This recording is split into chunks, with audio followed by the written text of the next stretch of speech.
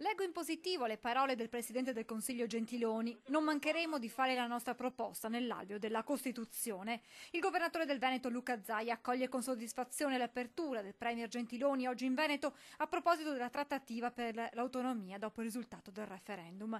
Già domani sarò in Consiglio regionale, ha spiegato poi Zaia, per illustrare l'esito del referendum di domenica e presentare il disegno di legge che definisce le 23 materie in cui si sostanzia l'autonomia. Aggiungeremo la richiesta dello statuto speciale, che non è una provocazione, ma una rivendicazione dei veneti ormai da tempo e che ogni regione è autorizzata a chiedere attraverso un DDL di modifica costituzionale. Quello che ora preme di più è la tempistica per la realizzazione del progetto di autonomia. Entro un mese saremo pronti ad aprire la trattativa con il governo sull'autonomia e le maggiori competenze, ha spiegato il governatore.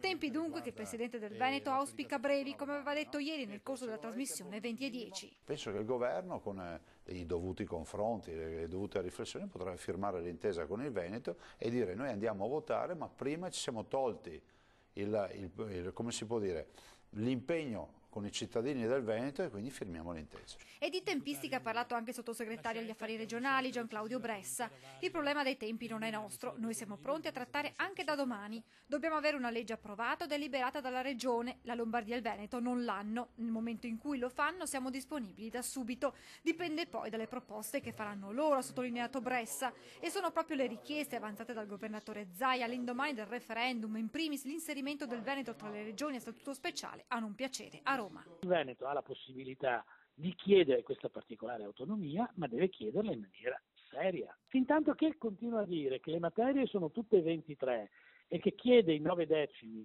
di quello che viene prodotto fiscalmente sul territorio del Veneto, sa di non poterlo ottenere.